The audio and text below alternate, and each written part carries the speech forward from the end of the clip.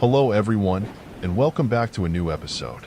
I know many of you use these videos to help you sleep, so before we begin, I thought it would be fun for everyone to say hello and leave a comment letting me know where in the world you're tuning in from.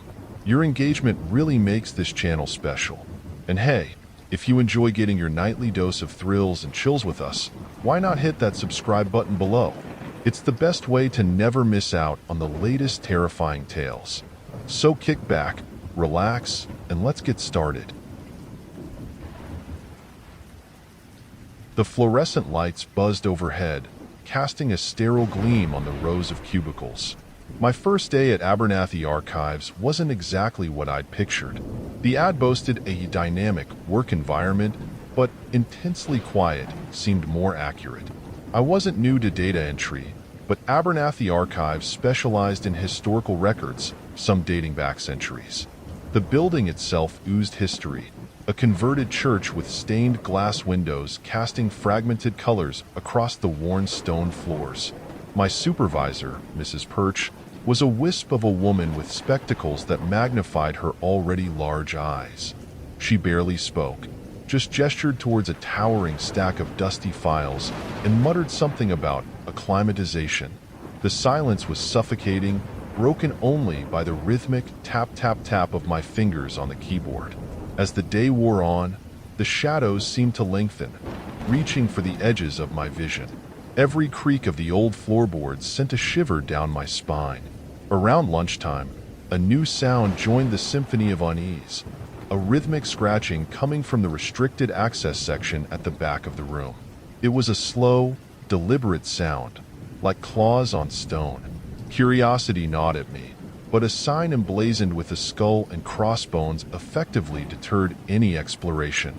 The scratching continued sporadically throughout the afternoon, growing louder, more insistent. Finally, unable to bear it any longer, I approached Mrs. Perch. "Excuse me," I ventured, my voice cracking in the silence. "But what's that scratching sound coming from?" Mrs. Perch, who seemed to have aged 10 years in the span of a few hours, looked up at me with a haunted expression. "Those," she rasped, her voice barely a whisper, "are the whispers of the not forgotten." A cold dread washed over me. The what?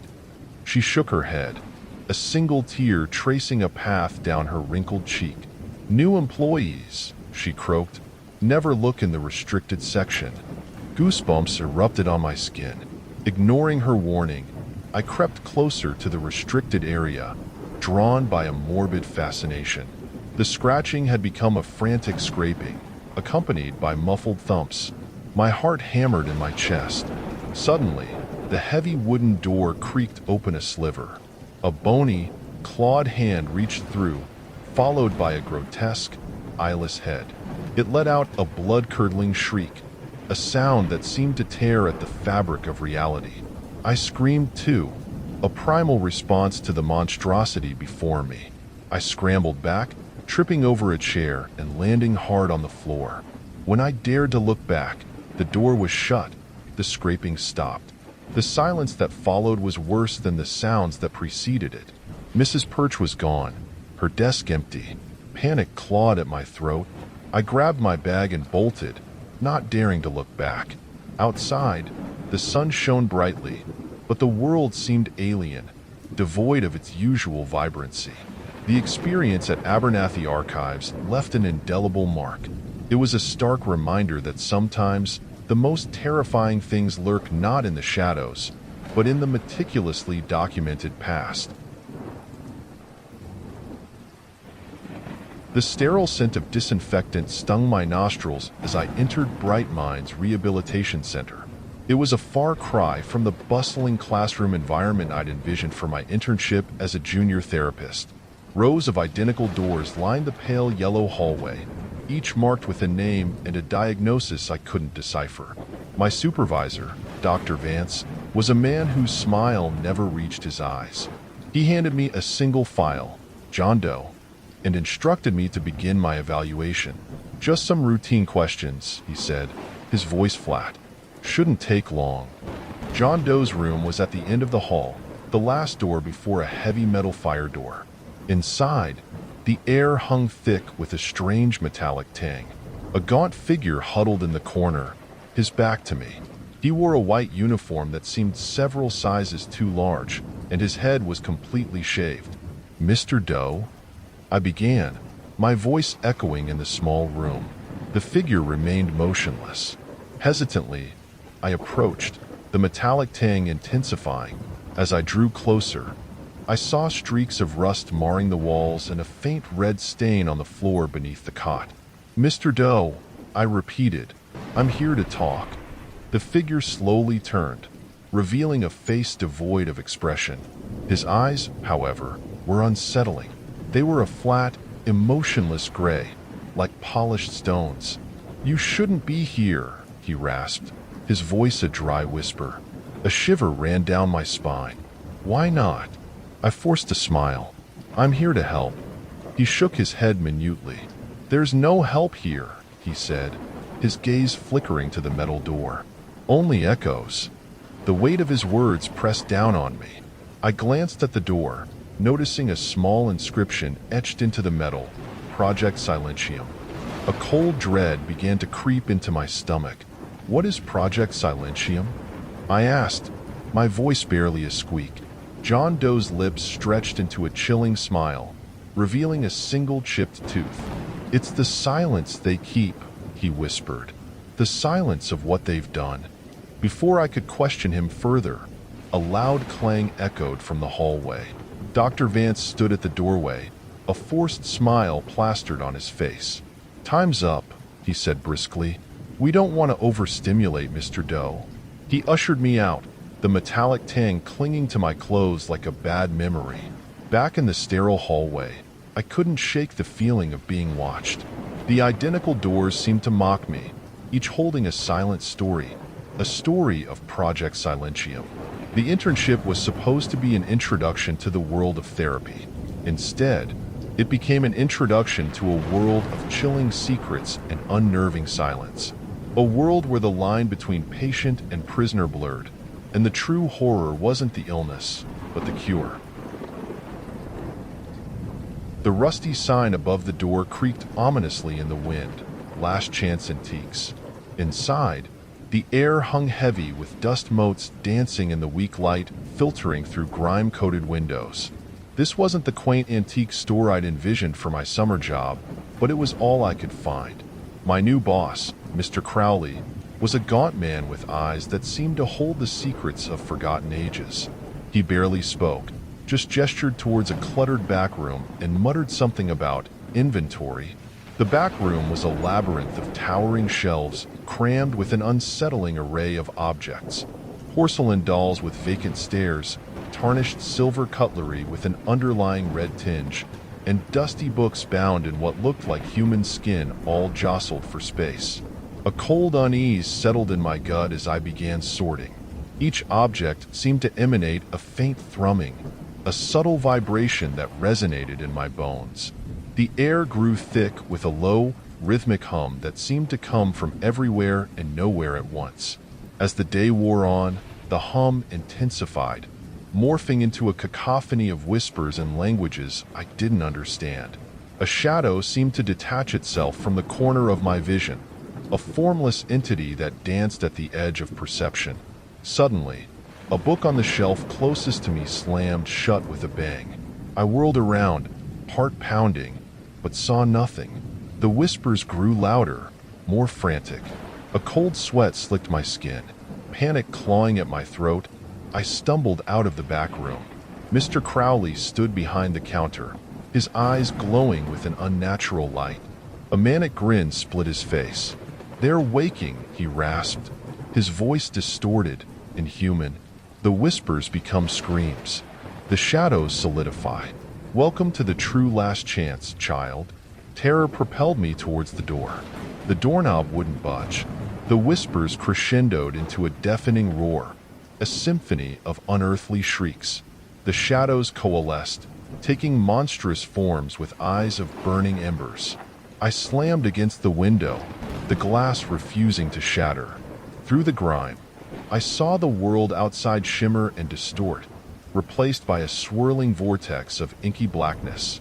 Mr. Crowley cackled, a horrifying sound that promised oblivion. Then, as abruptly as it began, the frenzy stopped. The whispers faded. The shadows retreated. Mr. Crowley stood motionless, his eyes back to their usual dullness. The world outside returned to normal. Silence. A silence heavier, more profound than the cacophony that preceded it. I slumped against the wall, gasping for breath. Mr. Crowley tilted his head, a hint of amusement in his eyes. "So," he drawled, "another day at Last Chance Antiques. You up for round two?" The experience left me a broken shell. I fled the store, the whispers echoing in my head, a constant reminder of the horrors that lurk just beyond the veil of reality. Last Chance Antiques may have been a store, but it was also a gateway, a glimpse into a cosmic nightmare that forever shattered my perception of normality. The cloying sweetness of lilies hung heavy in the air, a sickly counterpoint to the stale scent of disinfectant. Pinewood Rest Home wasn't what I expected for my first social work internship. It was a labyrinth of dimly lit hallways adorned with faded floral wallpaper, each corner whispering forgotten stories. My supervisor, Ms. Elmwood, a woman with a permanent frown etched into her face, assigned me to Mrs. Abernathy. "Just keep her company," Ms. Elmwood rasped, her voice as dry as the dead leaves clinging to the skeletal trees outside. Mrs. Abernathy's room was at the end of the hall, the last before a heavy oak door marked "Staff Only." Inside, the frail woman sat motionless in a wheelchair, her clouded eyes staring blankly at the wall. "Hello, Mrs. Abernathy," I chirped, mustering a smile that felt hollow in the oppressive atmosphere. No response. Her gaze remained fixed on the wall.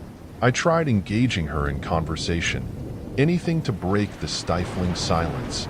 The weather, her hobbies, even the stale cookies left on the bedside table, all met with the same vacant stare. Unease gnawed at me. As the afternoon wore on, Mrs. Abernathy's gaze started to flicker, not at the wall, but towards the staff-only door. Her lips began to move soundlessly, forming words I couldn't decipher. Suddenly, a rhythmic thumping echoed from behind the door. It wasn't a regular knock, more like a frantic pounding from within. Mrs. Abernathy's vacant eyes widened, a flicker of terror replacing the usual emptiness. The thumping grew more frantic, accompanied by muffled shouts. My heart hammered in my chest. Curiosity warred with a gnawing sense of dread. Ms. Elmwood wouldn't like us going in there. I mumbled more to myself than to Mrs. Abernathy, but the terror in her eyes was a palpable force. Ignoring the unspoken rule, I approached the door, my hand hovering over the heavy brass knob. A single, desperate scream pierced the silence from the other side. My hand tightened around the knob. Before I could turn it, Miss Elmwood materialized behind me, her face a mask of fury. "Leave it," she hissed, her voice laced with a venom I hadn't heard before. She grabbed my arm with surprising strength and propelled me out of the room. As I was ushered away, I stole a final glance at Mrs. Abernathy. Her eyes were locked on the door, a silent pleat etched on her wrinkled face. The rest of the day passed in a blur. The rhythmic thumping seemed to follow me everywhere, a grim echo in the silence of the rest home. It wasn't until later that night, back in my dorm room, that I discovered the truth. A quick online search revealed the horrifying history of Pinewood Rest Home, a place known for unethical experimentation on its residents. The staff-only door led to a hidden wing, a place whispered about in hushed tones, a place they called the Rejuvenation Project. Sleep was impossible. The image of Mrs. Abernathy's terrified expression haunted me. The next morning, I didn't return to Pinewood Rest Home. I couldn't be a part of whatever horrors lurked behind that oak door. The first day of my internship had been an awakening, not to the realities of social work, but to the darkness that can fester even within places meant to offer solace. It was a darkness I would never forget. The flickering neon sign above the pizza joint cast an unsettling red glow on the rain-slicked street. Happy hour of horrors, it blared, the last word dripping with a macabre irony. This wasn't exactly the bustling kitchen I'd envisioned for my first night as a delivery driver, but it was all I could find on such short notice. My manager, Sal, a man with a perpetually grease-stained apron and a twitchy eye, tossed a threadbare uniform at me and barked, "Don't come back unless you're bringing back tips." The first few deliveries were uneventful, the monotony broken only by the occasional grumpy customer and the relentless drizzle. But as the night wore on, the orders grew stranger. One was for a single anchovy pizza delivered to a deserted warehouse on the outskirts of town. Another, a double pepperoni to a condemned building with boarded-up windows. Each delivery felt like venturing deeper into a nightmare. Street lamps flickered ominously, casting long, distorted shadows. Stray dogs with glowing red eyes seemed to follow me from block to block. The silence was broken only by the rhythmic patter of rain and the unsettling feeling of being watched. Then came the order that truly chilled me to the bone. It was for a special pizza, cash on delivery, to an address at the very end of a winding, overgrown road. The dilapidated GPS on my phone sputtered and died just as I reached the deserted cul-de-sac. The house, a ramshackle Victorian mansion shrouded in darkness, loomed at the end. A single flickering candle burned in the lone upstairs window. Hesitantly, I approached, the damp grass squelching under my feet. A deep voice, rough as sandpaper, called from the open doorway, "Leave it on the porch." I set the pizza box down, the smell of something vaguely metallic wafting from within. "Cash?" I asked, my voice barely a whisper. A skeletal hand, the fingers tipped with long, yellowed nails, emerged from the darkness, clutching a wad of bills. As the hand withdrew, I caught a glimpse of the figure holding it, a gaunt man with hollow eyes that shone like embers in the gloom. A primal fear gripped me. Without a word, I turned and bolted, the gravel crunching under my feet. I didn't stop running until I burst back through the pizza joint's door, chest heaving, gasping for air. Sal looked up from a game of cards, a bored expression on his face. "Took you long enough. What's the holdup?" I quit," I stammered, the words tumbling out in a rush. "I'm not doing this anymore." He shrugged, unfazed. "Suit yourself. More slices for me." As I stumbled out into the rain-soaked night, the flickering neon sign mocked me, "Happy hour of horrors." The experience left a permanent scar, a chilling reminder that some jobs offer a glimpse into a darkness far more terrifying than a bad customer or a long delivery. It was a darkness that clung to me long after I shed the greasy uniform, a darkness that whispered of lurking secrets and the unseen horrors that can wait even at the end of a seemingly ordinary pizza delivery.